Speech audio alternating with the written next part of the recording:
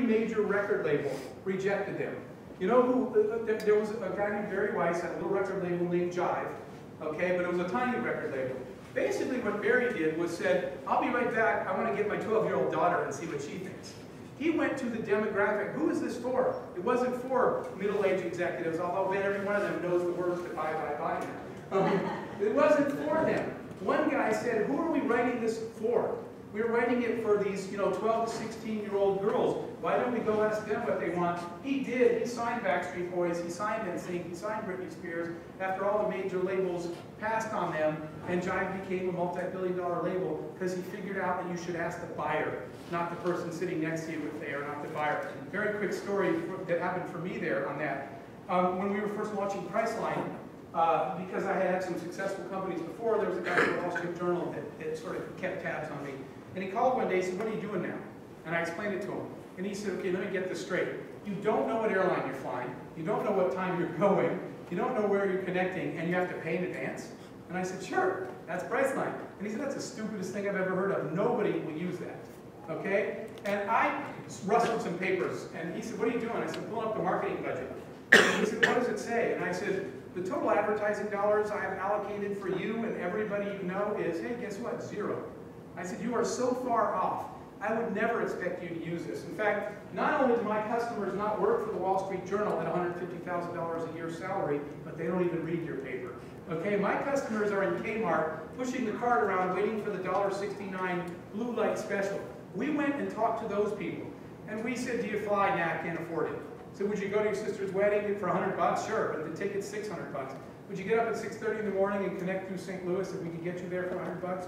They said, we sure would. Well, guess what? There turned out to be millions of those people. That's why the company is now a $7 billion company, because we actually figured out who to talk to. So it was kind of funny, because a whole year later, after we launched and went public, I get a phone call, some reporter from the Wall Street Journal. Now we're a public company, blah, blah, blah. And not that this stuff matters, and it was at the craziness of the internet, but he said, hey, just wanted to point something out, doing a story on your company. And I said, what's that? And he said, did you know that your little website, this company you guys started, Priceline, at that moment in time, we had a market value of $20 billion. Our website was worth more than all the airlines in the entire United States combined. This guy, the same guy calls me and says, you know that this company is now worth more than all the airlines in the whole country combined? I said, what, the stupid idea that nobody will do? And he said, I don't know what you're talking about. I said, you don't remember calling me a year ago? He said, I never called you. I said, whatever. Yeah, he didn't remember the call. The point was, he was never in our demographic. If I had listened to a smart guy from the Journal, we would have never launched. Let me tell you, give you a piece of advice on that about mentorship, which I strongly recommend everybody try to find a mentor. I'm going to tell you, I'm almost done. I don't have time for Q&A. I tell you a quick story that happened to me. I briefly worked in corporate America, and it hated me as much as I hated it. I could not do it, okay? It was just not a good fit. And I decided one day, I'm just going to go give the entrepreneuring thing a shot. I'll just quit my job. I don't know what will happen. Well, it's scary to quit your job because you got no food in the cupboard, no health coverage, and no cash in your pocket the next day.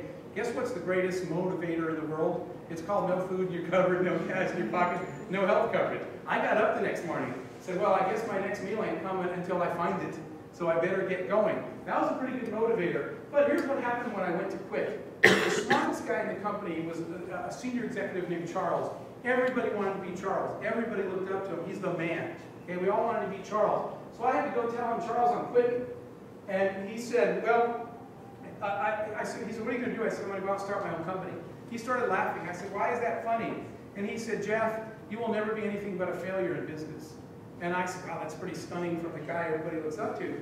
I said, why am I so destined to be a failure? He said, you have 3 huge flaws that'll make you always be a failure. I said, okay, right? I guess I'm going to hear them whether I like it or not. And he said, your first flaw is, he said, you just don't have focus.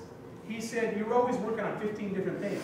He said, I worked on projects where I did the same thing for 3.5 years. That's how I got here. That's how I became the success in this company. And he said, you don't focus. You can't work on 15 things. And I said, wow, okay. And he said, so you're going to fail just because of that. And he said, but there's more. Right? And I said, okay, what else? And he said, you're impatient all the time, pushing. He said, you got to learn. He said, did your mother ever tell you patience is a virtue? I said, pretty much every day. And he said, well, she was right. You need to learn that things take time, and you got to be patient. You got to wait for things to happen, and you're always impatient. And I'm just like sliding down in my chair because the big guy is telling me what a loser I am. And he said, "There's one more before you go." And I said, "What?" And he said, "You have no respect for the rules. I don't know who you think you are, but way smarter people blaze these trails ahead of you. They wrote the books and they made the rules. And you don't respect any of the rules. You don't color in the lines." And he said, "So your lack of focus, your impatience, and your disrespect for the rules and the guidelines, that's why you will never succeed in business. You will fail at everything you do." I left, I went home, I was really depressed because the smartest guy I knew told me that. I turned on ESPN, this is for real. There was some golf thing on. I was flipping the channels and I was waiting for it to go off. This ESPN, this pro golfer was standing there with a big time baseball player. And he told the baseball player, "Okay, watch my swing." And he swung his golf club. And then he handed it to the baseball player who took a horrendous swing. And he said, "Dude, you're swinging it like a baseball bat." He said, "I'm a baseball player." And he said, "Let me show you again." And he showed him the golf swing again. And he handed it to him. And he swung it again. And the guy said, "You're swinging it like a baseball bat." And the baseball player said, "I was the National League MVP 2 times. I lead the league in home runs, and I make $20 million a year. I'm pretty happy swinging the baseball bat." Okay? You know what happened? I sat bolt upright.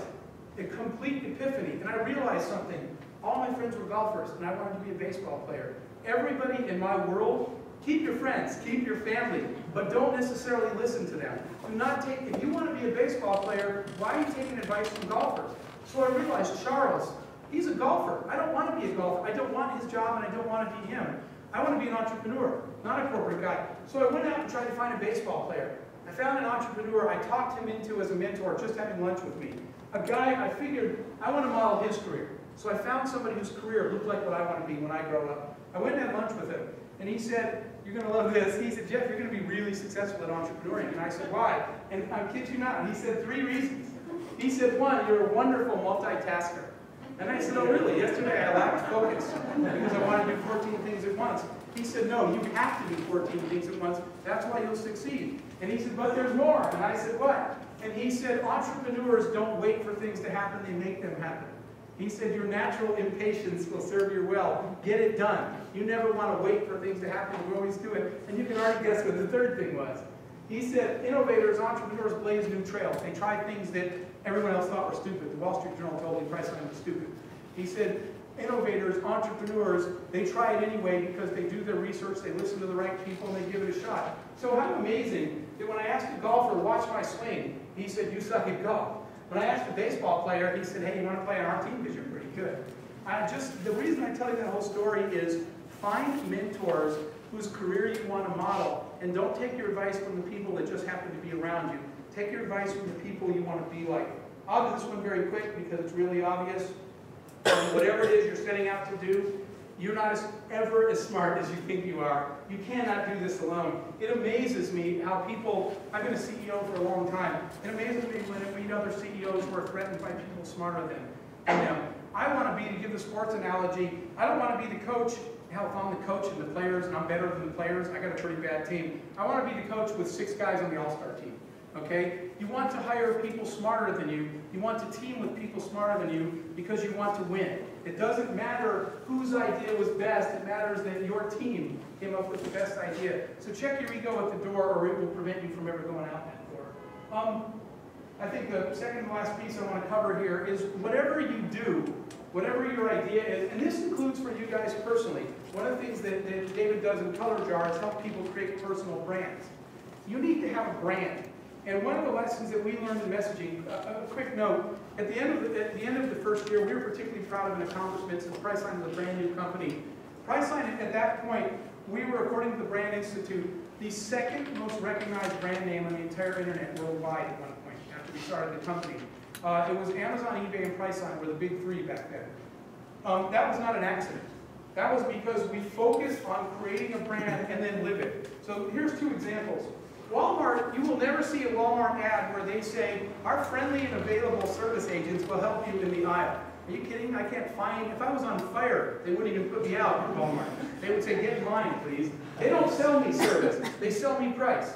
Walmart says all the time, always the low price. They've never once told me they were going to service me, they just said that I would get the low price. Their brand is consistent. They live their brand, and they're not trying to kid you about it. Here's the other end.